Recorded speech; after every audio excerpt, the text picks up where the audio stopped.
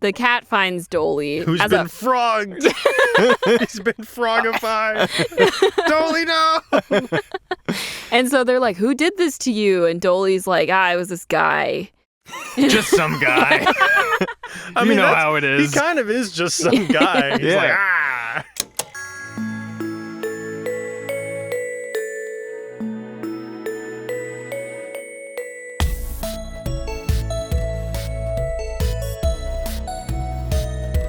Hello, and welcome back to Nostalgia Club, a game where everything's made up and the points don't matter. Whoa. It's a different episode. Yeah, it's only because I forget how we introduce these episodes. There's not a format anymore. It's just, welcome back to Nostalgia Club.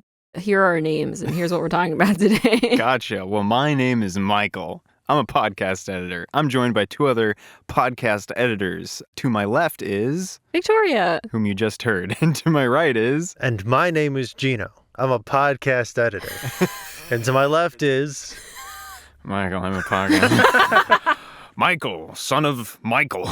Yeah, that's true, actually. Yeah, just like in the books we're discussing today, Prydain, everyone is frequently addressed as so-and-so, progeny of such and such. It's important. There are a lot of names to remember. I cannot promise I will remember them all, nor will I promise to remember how to pronounce all of them. It's okay. They're all Welsh or Welsh-derived, and that's not something that most of us here in Southern California have a lot of experience with. But we'll do our best. Yeah. If you haven't listened to episode 29, that's when we first talked about the first two books of the Chronicles of Prydain. Today we were talking about books 3 through 5.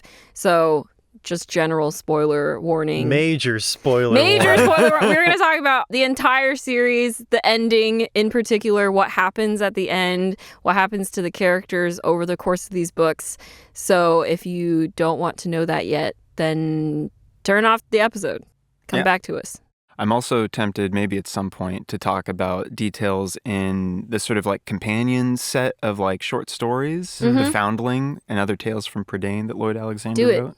So maybe some spoilers for that. Yeah, books 3 through 5, encompassing the Castle of Llyr, Taran Wanderer, and the High King, which takes you all the way to the end of the series. At this point, I'm thinking, man, I gotta read some more of Lloyd Alexander's work now that I've reread this series 3 times in a row, because he's written many other works, but this is the one that launched him to, I think, greater notoriety, and is the one I think he is most remembered by. Fantasy series. Taran, young assistant pigkeeper, thrust into a calling often beyond his ability, but not necessarily beyond the ability of himself and his friends, including Eilonwy, princess and technically an enchantress. Yes. Reluctant princess, reluctant enchantress. But very highly motivated survivalist and adventurer. Yes. Motivated rapscallion. Yes. Fluter Flam, who's technically a king, basically like a king of like 1 acre of land, and aspiring harpist, bard. His true calling. Gurgi, who is Gurgi? I love Gurgi. A little Gurgi. fuzzy beast man. Yeah. Who really grows on you, but you're still never quite sure what he is the entire This is series. True. Yes. Then we have Dolly, the fair folk. I think he's a dwarf. Yes. Who can turn invisible. Doesn't want to be here. Doesn't want to be here. He's one of those gruff folks with They're a heart really of gold. twisting his arm the entire series to be involved. Yeah. But secretly not. We have Gwydion, the sort of whatchamacallit, Aragorn-esque. Yeah. And all sorts of others, like Call, who's sort of like a mentor gardener figure at Taran's home, at Caer Dallben. Dallben, the enchanter, the sort of a less imperious Gandalf figure, because he's just an old dude who likes his naps, just hangs out. Don't we all? And many more. Henwen, the pig. The white pig. The with powers oracular of pig. prophecy. And then somewhere in there we got Aran, Deathlord. He's off doing whatever. There's also Achren. Achren, of course. How could I forget Achren, who once ruled Prydain in the distant past. Aran was once her consort and then betrayed her to take power for himself in the land of Anuvin. And I'm sure there'll be other characters that that's kind come of up with. Those are the main companions and enemies of these 5 books. We should mention Prince Rune. Yes, Prince Rune. King Rune. He comes in the 3rd book. Yeah. Should we almost like dive in? I don't know how we want to do this. I think we can just dive into it. Okay. Book 3, The Castle of Llyr, Eilonwy has to go back to her homeland, the Isle of Mona, to learn how to be a princess. To be a lady. Be a lady. And she thinks that's silly. Whatever does she need to learn how to be a lady for? And Eilonwy's on top of it. Eilonwy knows exactly who she is. She seems to know it the entire book series in a lot of ways. She does end up learning some things as we learn in later books. She's able to pick up on like aspects of like decorum and procedure that like allow her a clue towards certain plot events in like book 5. But she has to go back. Taran goes with her to escort, learns that she is to eventually be betrothed to the Prince of Mona, because typically enchanters, those with enchantedness in their bloodline or whatever, because I guess it's passed on that way, are supposed to be betrothed to people of a certain station in that regard. Taran doesn't like Prince Rune because he's sort of hapless, quite the opposite of Llyr from book 2, who's very like desperate to hold on to his like crumbling station and very pumped up on himself and masculine. Prince Rune is just happy to be here, man. He's bumbling, but it's hard to hate him. Yeah. Because he does everything with such sincerity, and then when he messes up, it's never in a way that's like entirely detrimental. Yeah. He's like a nice Jar Jar. Yeah. Yeah, wow, what a way to put it. Yeah. In the way that Lloyd Alexander writes his characters, many of them have things they go to as sayings, and Prince Rune always begins with, hello, hello, hello. It's great. He's just so happy. And then it's sad later, but we'll get to that. Yeah. Always, 3 read-throughs always takes me by surprise. So yes, they go there. Gwydion is hiding out, whom Taran discovers. He believes that Achren, ancient sorceress, I suppose, has plans that she needs Eilonwy for, and that Eilonwy is in danger, but Gwydion says, don't tell anyone, we don't want people freaking out. But lo, Eilonwy is kidnapped by the chief steward of the royal house of Mona, Mag, whom Fleur will, for the rest of the series, refer to as a spider in every single interaction. I just really quickly want to say that because Flutterflam calls him a spider all the time, I could not stop imagining him as a literal spider with a face, like in The Secrets of Droon. That's the only thing I saw him as. You know who I saw him as? And I've forgotten his name, but I can never forget his face. The advisor from the Princess and the Pauper Barbie movie. Oh my gosh. Preminger? Preminger. Honestly, He's like Preminger in my brain. That's great. that's probably a little more accurate.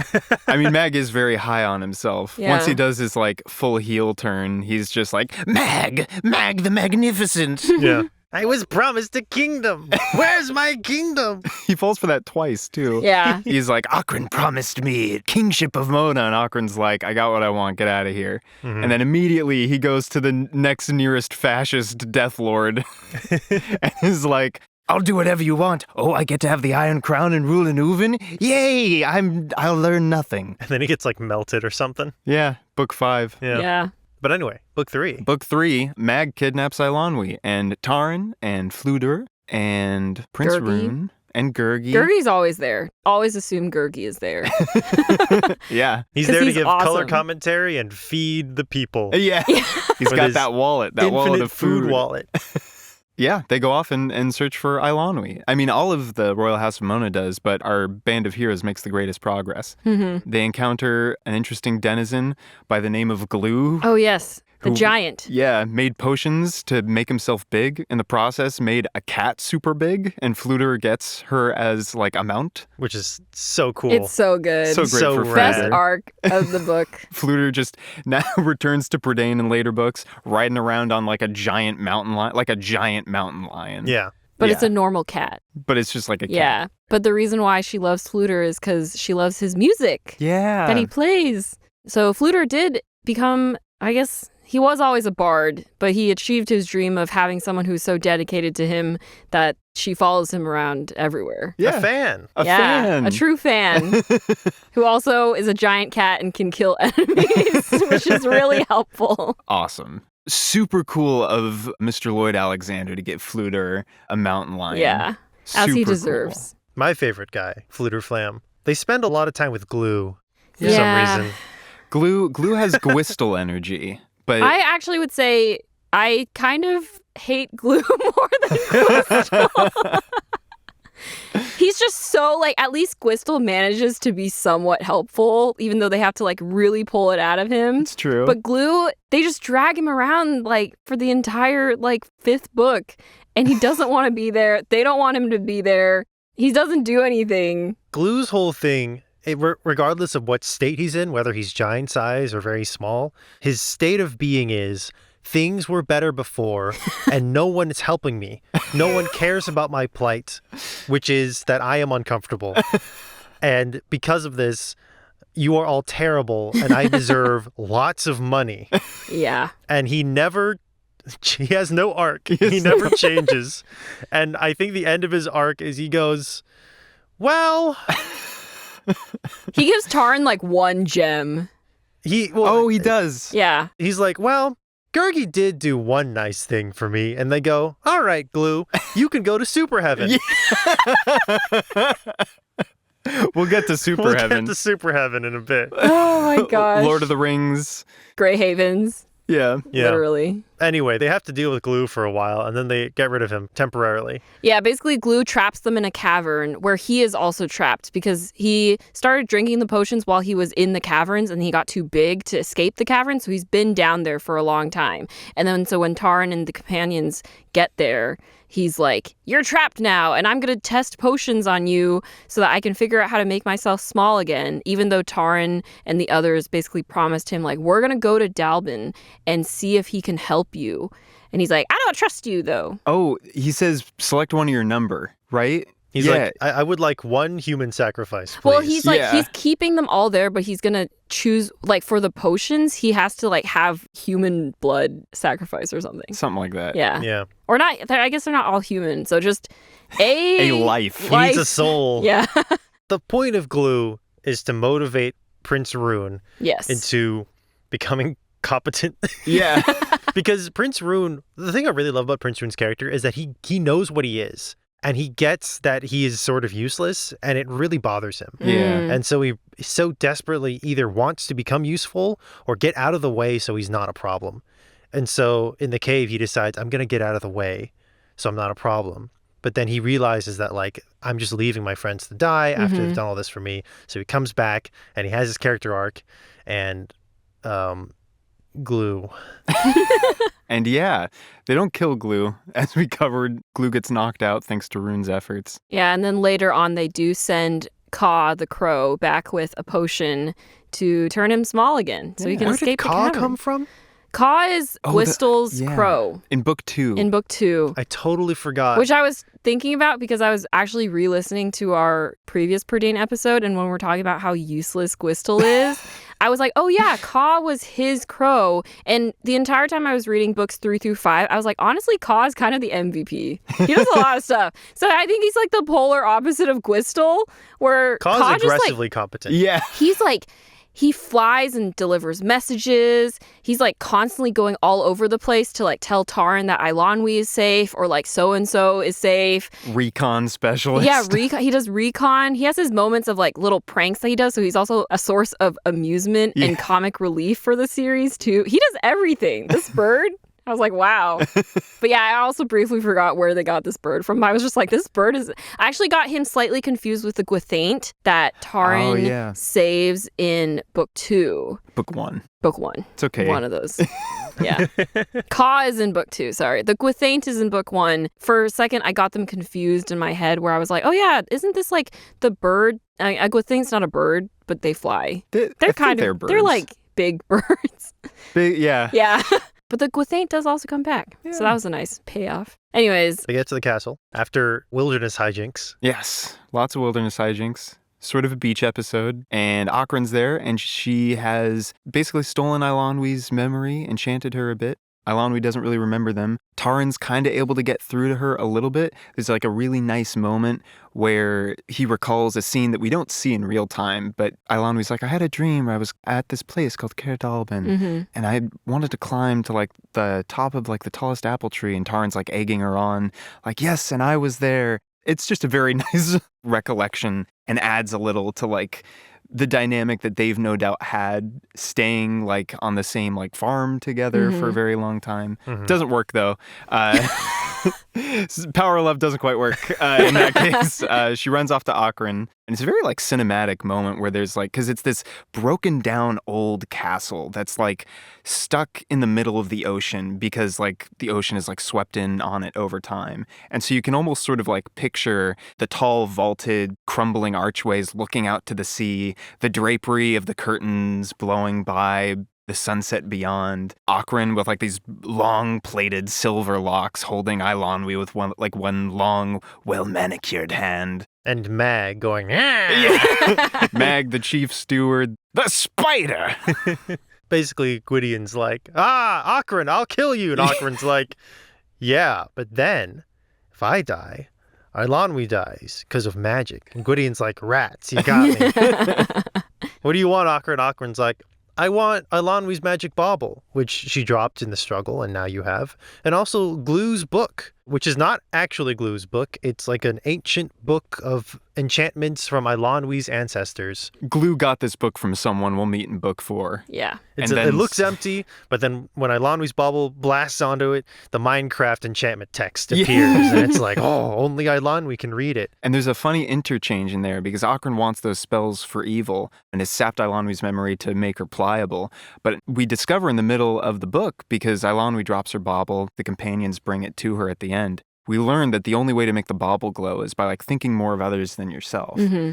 And so when Eilonwy's like, Achren takes the bauble back and gives it to Eilonwy and it's like, all right, read out the spells so I can do my thing. Eilonwy, like, it doesn't say it in the text, but you know from what you know about the bauble that in order to make it work, Eilonwy has to remember because she has to think of her friends. Yeah, that moment works because of all the other times the companions have used the bauble and figured out how to do it. Yeah. We're never in her head in that moment. This is something we'll talk about, I think, ultimately, but like the fact that we don't get a lot of Eilonwy time in books 3 and 4.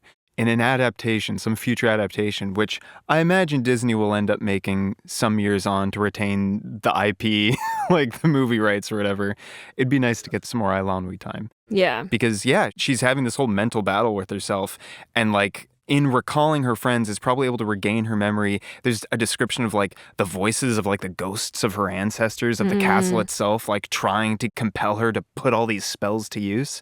But instead, she apparently does one that just burns the book entirely. Yeah. And it's kind of a boss moment. Yeah. And just like destroys the castle. And Achren's power fades. She tries to take her own life, and Gwydion's like, nope. I actually thought that was a really interesting end to Achren, not end to Achren's story, but the end of her main arc as a villain is that Gwydion prevents her from killing herself, and then she is brought back to Caer Dallben to just like live there. Yeah.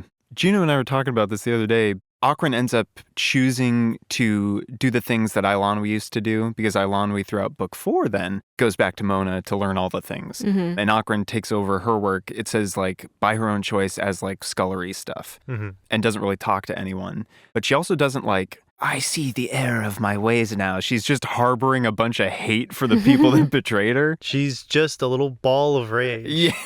And nothing can change that. And in fact, I think it gets worse. Yeah. I guess it makes sense because Achren, I think, as far as I can tell, is kind of like, maybe aside from the witches, Orddu, Orwen, and Orgoch, like the oldest being in Prydain. She predates Taran, she predates Dallben, she predates the Sons of Dawn. And like there's a brief mention of like, I've heard tales of what happened in your time, Achren, with all the blood sacrifices and whatnot. And I'm like, this person's... I don't think you're like redeeming this person through some fresh air and life on the farm. Some basic manual labor. Yeah. I just thought it was interesting that they don't redeem her, but they also say, regardless of all the things you've done, we're just not going to like let you die. It's interesting. Yeah. I also asked Jino the other day, like, how much fan fiction of Prydain is there? You know, you can look it up yourself, We did. Michael. Okay, this is a tangent, but I was scrolling through perhaps the 120 Chronicles of Prydain fan fictions on AO3, and most of them seem to be fairly tame. Taran and Eilonwy. Like, and there was a lot of Achren. Like, they're going on a date, and there's a lot of Achren, too. And then there's one explicit, the Horned King / original character just floating on its own. And Michael and I were thinking, someone saw an image of the Horned King and went, yeah. Yeah. And what was that one very unique tag? Voice kink. Because the Horned King doesn't speak. He just goes once. Anyway, fascinating. And then he melts. The internet is a wonderful, fascinating place. I'm not surprised. Everybody's got a thing. You know. Everyone's got a thing. But to conclude the castle of Llyr, the castle destroyed. They get Achren. Achren's like, and Eilonwy says, I think I gotta go back and learn how to be an adult. And Taran's like, dang, well, don't forget about me. And Eilonwy's like, but here's this random horn that I found on the beach. Take this horn, Taran. This is magical artifact of some kind. Here's your book 3 loot. Yeah. And then Prince Rune's like, I'm here too. And I'm better now. Yeah. Also, that entire book, Taran's harboring like this, Eilonwy, I like Eilonwy. Yeah, well, that's part of, I was going to say we should mention that's part of the reason why he doesn't like Prince Rune is because Prince Rune is betrothed to Eilonwy. And Taran's like, I get that she needs to marry someone who's like noble and blah, blah, blah. But like, does it have to be this guy who's literally the most incompetent man? I mean, part of it is Taran's bias where he's like, this guy, he's the worst. I could be better than him.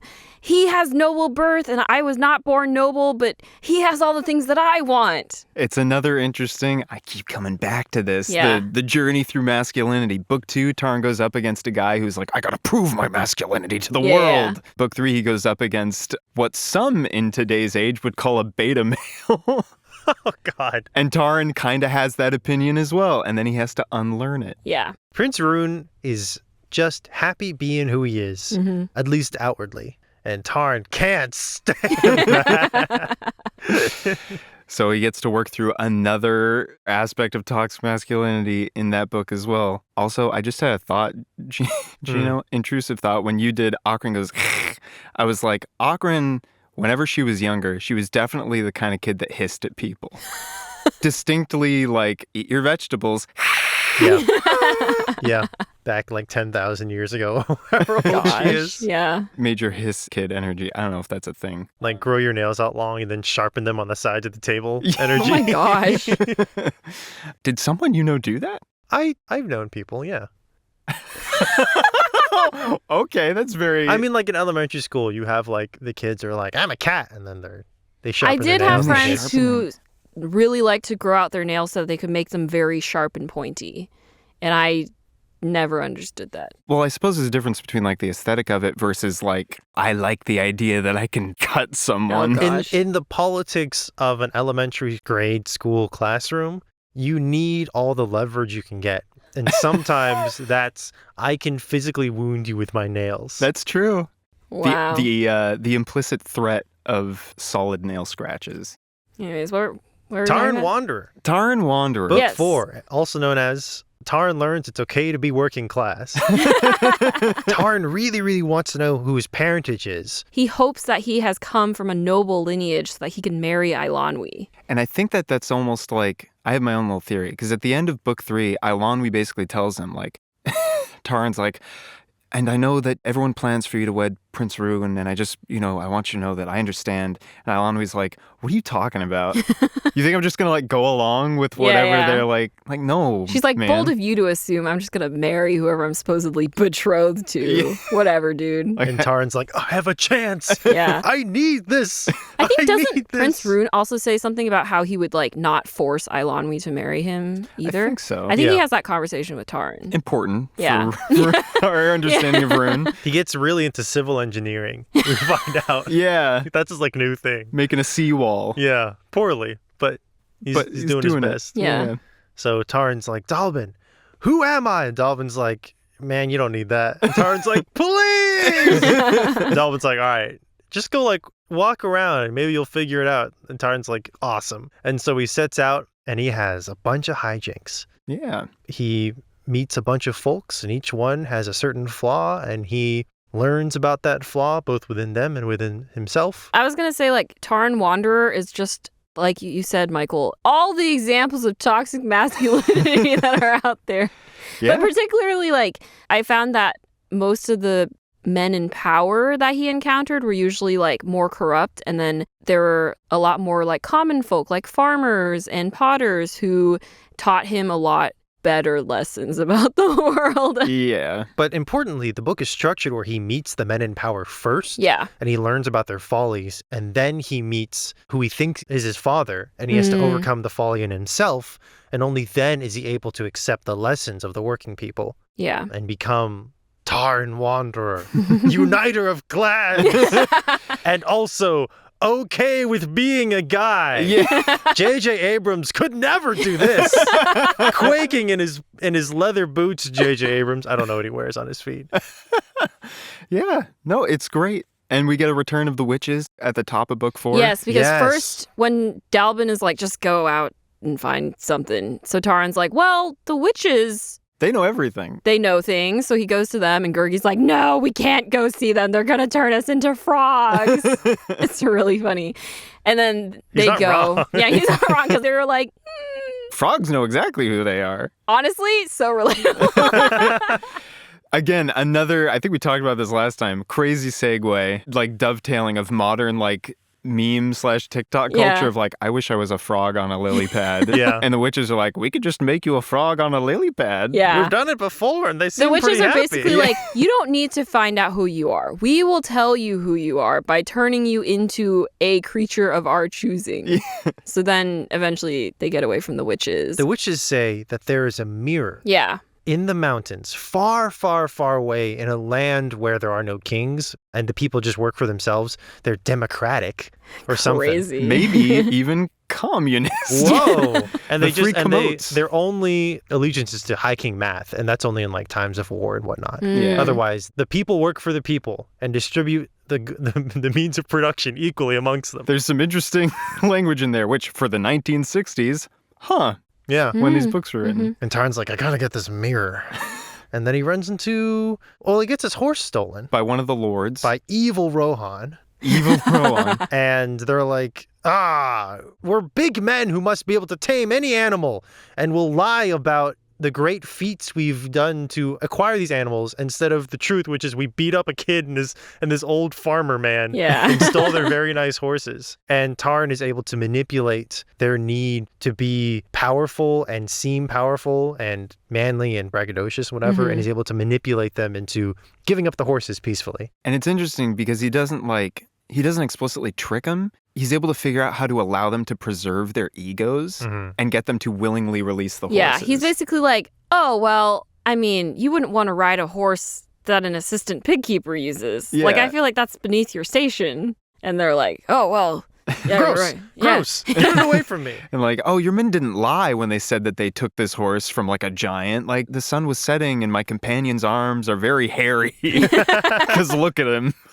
Gurgi. It's manipulation straight up, but he's like able to like allow them to preserve themselves and peaceably resolve the situation. Yeah. And then he sees Lord, I think, Gast. Who claims to be very generous. Oh, my storerooms and my coffers, and I have so much stuff, and I'm so generous. But actually, he's just very greedy and doesn't give his people anything, which is assumedly why he has so much stuff. Yeah.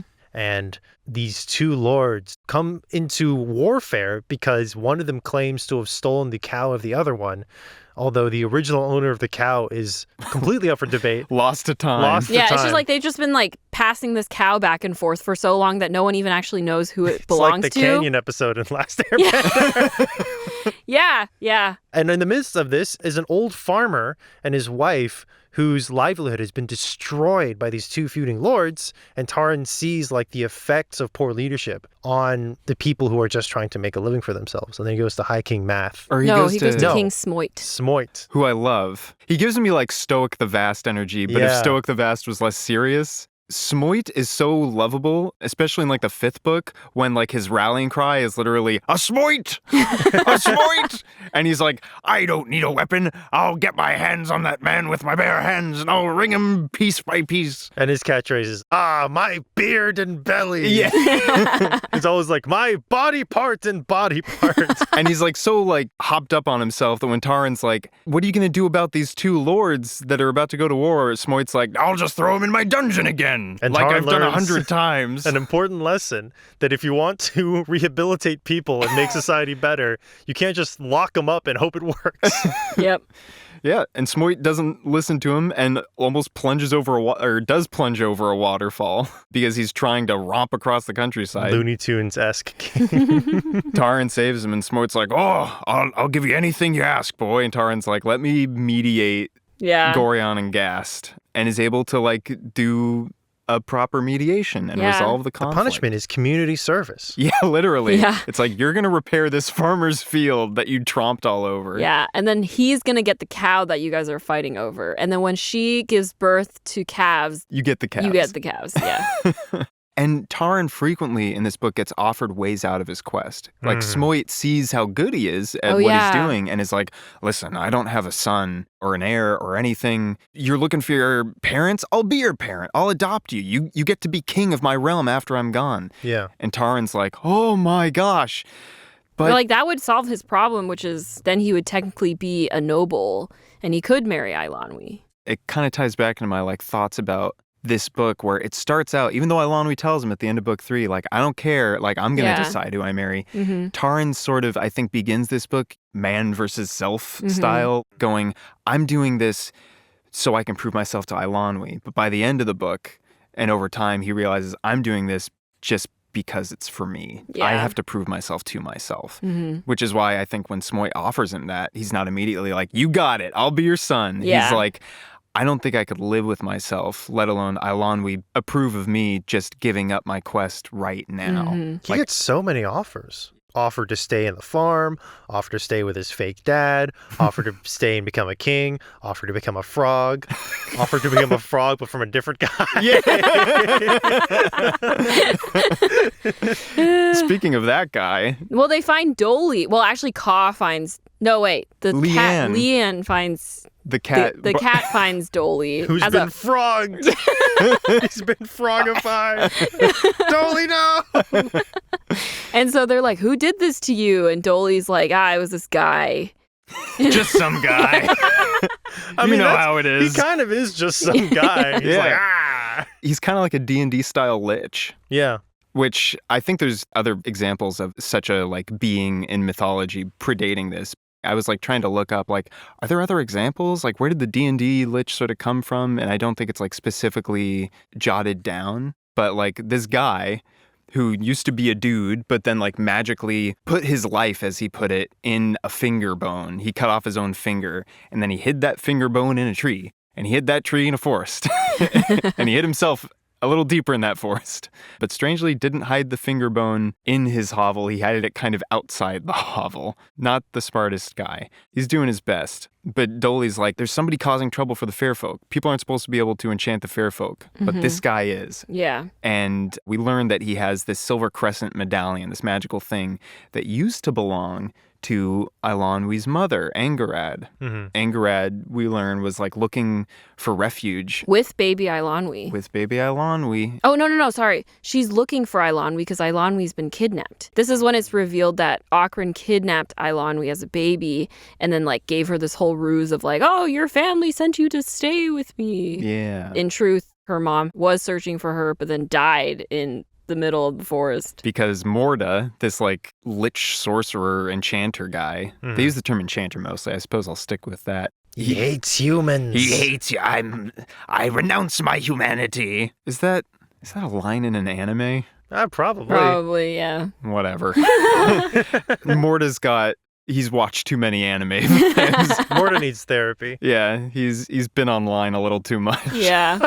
He's an edgelord. He tries to turn Fluter and Gurgi into animals. He does, actually. And then he wants to turn Taran into an animal. Gurgi, who at this point has been turned into a mouse, book 1 Gurgi is like run away at the first sign of danger.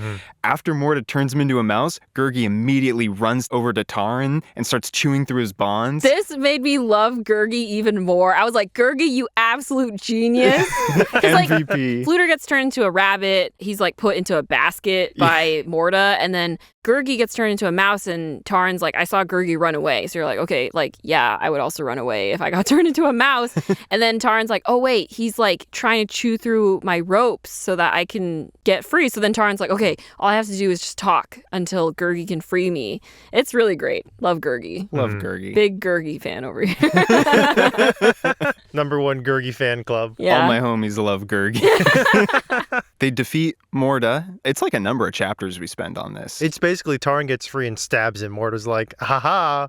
And then Taran's like, I have your bone. And then drops it. Morda's like, aha. Leanne busts through. Morda chokes out Leanne, the cat. Yeah.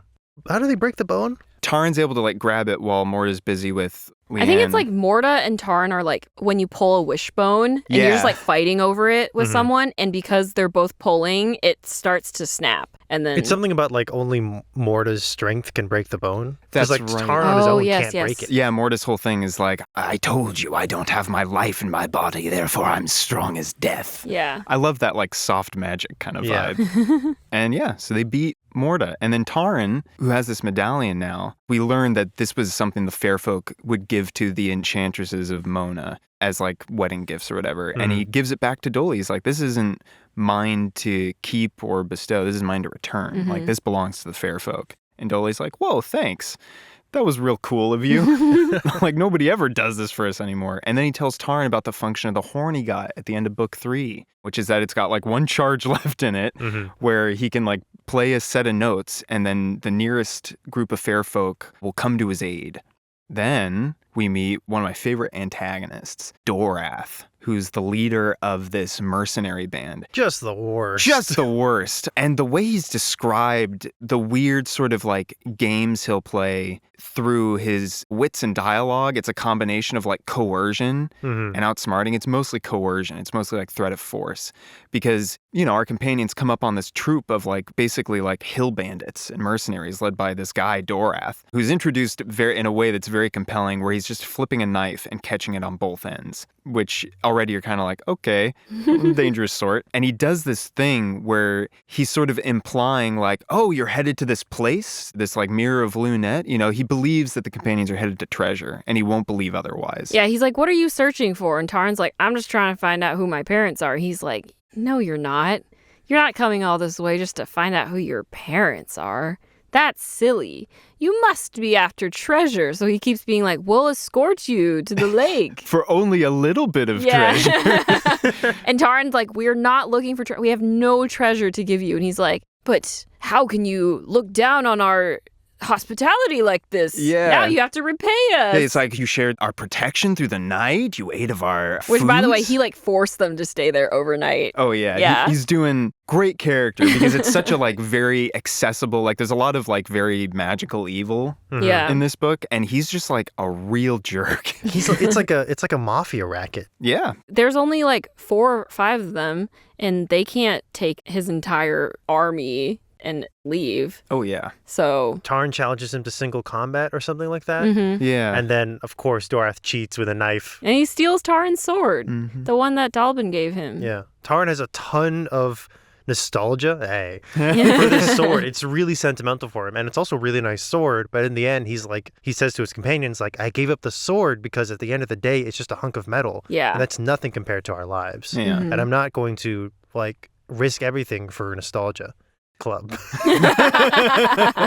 That'll be our successor series, Nostalgia Sword. Yeah. Ooh. And then he meets his not dad. Yeah. Some shepherd. Taran tells him about his journey. And then he's like, my wife died a long time ago, and I couldn't protect the babe through the winter or whatever. And then this old enchanter came by, this Dalbin, and then promised to take the babe from me. Like, you're my son, you've come home. And this is an interesting, like, again, most of the people in power have the toxic masculinity thing going on.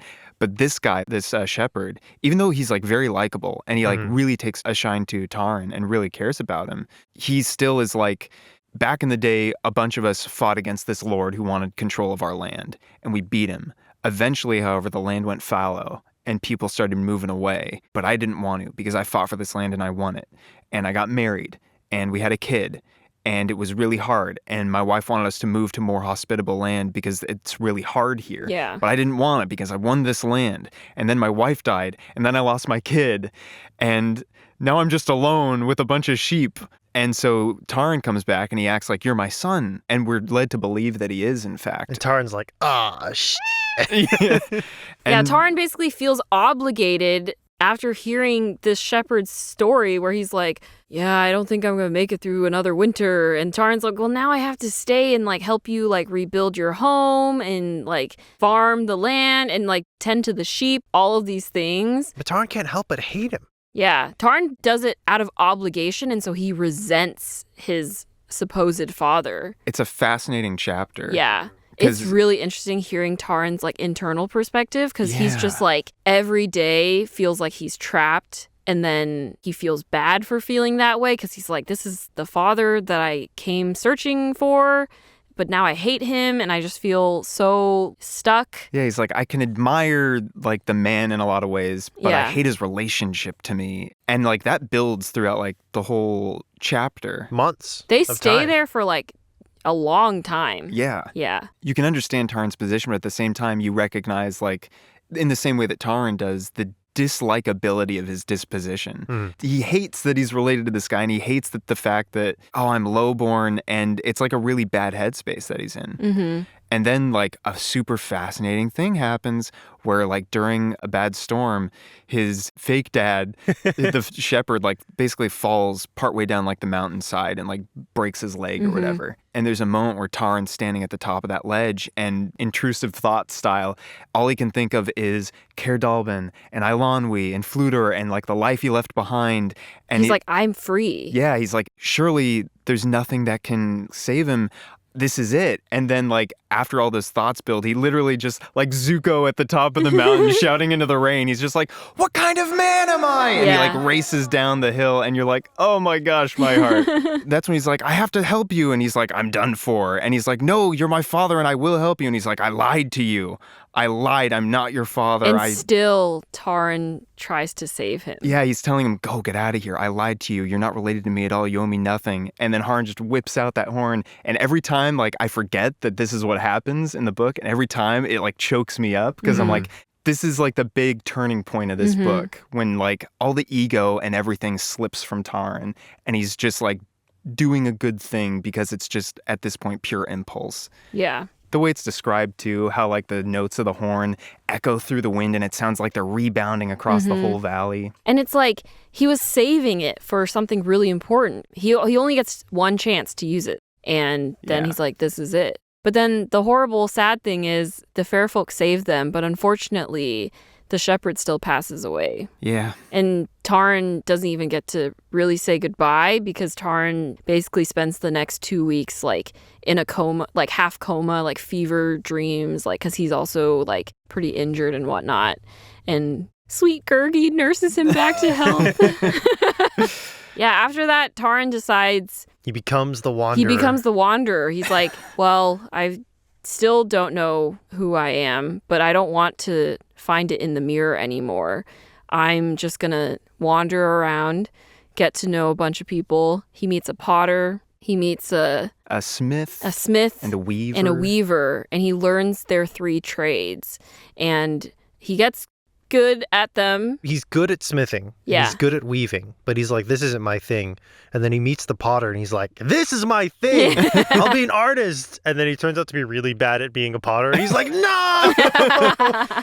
Anlaw is the potter. Yeah. Anlaw clay shaper. He says some very interesting things about, and I feel like we've heard this in other sources of media like this. And it's something that like you would expect from like writers or artists to like write into their stories. But basically like, I almost want to find it. While you do, very quickly, he also meets a family of people who live off of luck. Oh, yes. Theoretically.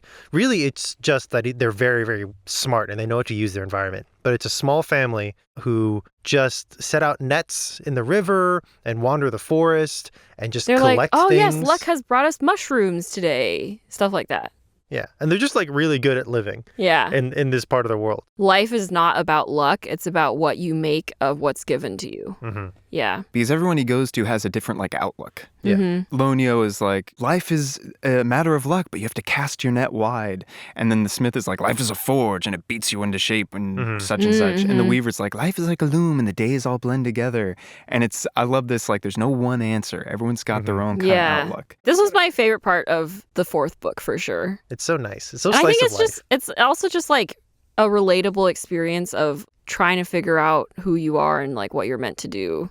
And Gurgi's there the whole time. Yeah. The whole time. Just Never leaves hanging his side. out. Faithful. There's so many times where Taran is like, Gurgi, like, I'm going to wander on my own. This is my journey. And Gurgi's like, I'm not leaving. Yeah. Now at the age of 30, I love that, especially knowing like the value of these books and the stories is like the relationships that the companions share. When I was in college, part of me was like, I want like the final moment where Taran like officially goes off on his own, which I guess maybe was a sign of the age. But now I'm like, no, it's valuable that every time Taran is like, no, I have to do this part alone. Gurgi's like, no, you don't. Yeah. No, you don't. Yeah. You always have people with you. Yeah. Oh, Gurgi. I found the passage. This is when Taran's like, why aren't I good at making pots? He's like, I could forge a sword well enough and weave a cloak well enough, but now what I truly long to grasp is beyond my reach. Must the one skill I sought above all be denied me? And he asks Anla, like, why? Why is this so? And Anla says, it is a heavy question. Indeed, no man can answer it. There are those who have labored all their lives to gain the gift, striving until the end only to find themselves mistaken. And those who had it born in them, yet never knew, those who lost heart too soon, and those who should never have begun at all. Count yourself lucky that you understand this now and not spend your years in vain hope, which, believe me, when I was in college, in art school, a paragraph like that makes me go, oh, oh boy. It hits different. Still kind of hits. Yeah. Yeah. Again, another fascinating, like, nuanced take. Like, there's no one answer. You kind of have to determine it for yourself. But I want the answer. Yeah. And then he finds a small village, a small hamlet that's being harassed by raiders. And Taran recognizes the description and goes, oh, it's Dorath, this guy again. But I know what he's up to now. So let me give you my advice, and maybe together we can stop him. He pulls a 7 samurai, except it's just one samurai. And he's Gurgi. and Gurgi. And they fight him off. They take out a bunch of Dorath's band, and Dorath escapes, and they, like, win the day. And then he goes back to Anla, and he's like, boy, it's been a time. And Anla says something, Mirror of Lunette, and Taran's like, oh. And Enel's like, oh, it's right over there. Yeah. And Taran's like, I guess I'll go take a look. Yeah. And then he finds Dorath there waiting for him. And Dorath's like, where's the treasure? And Taran's like, I've been telling you. It's a puddle. It's a puddle in a cave. Yeah, and it's Taran really gets pretty. like a brief look, and then Dorath just stomps all over the puddle, and it's gone. Yeah. The mirror. And then they fight. And you get the satisfying moment where, as they fight, Dorath with the sword he stole from Taran, and Taran with, like, the ugly sword that he made himself, but is, like, really strong. Dorath strikes down at him, and Taran raises his, like, self-made sword, and the sword that Dorath stole breaks upon it. And then Dorath runs away again. Yeah. And then Taran's like, well... I mean, basically, all he saw in the puddle was himself. It's, like, kind of like in Kung Fu Panda. You are the secret ingredient. You're the secret ingredient. Lloyd Alexander has a very lyrical way of writing certain things. He goes back to Anla, and Taran's like, well, I found it. And Anla's like, I'm not going to pry, but I'm here to listen. And Taran says, I saw myself. In the time I watched, I saw strength and frailty, pride and vanity, courage and fear, of wisdom a little, of folly much, of intentions many good ones, but many more left undone. In this, alas, I saw myself a man like any other. But this, too, I saw, alike as men may seem, each as different as flakes of snow, no two the same. You told me you had no need to seek the mirror, knowing you were Anla, clay shaper. Now I know who I am, myself and none other. I am Taran. And it's like, character arc done. Yeah. Book 4. And then he puts on his cowboy hat and rides off into the sunset. And then book 5, we pick up right after Rode Off into the Sunset, which surprised me. We haven't dealt with Deathlord Aran basically at all for most of these books. And then finally, book 5. Somehow, Deathlord Aran returns. Hey folks, this is Michael cutting in to say that we went predictably long for this Prydain episode. So we're going to cut it here, and we're going to be back next week with the rest of our discussion on Prydain. See you then.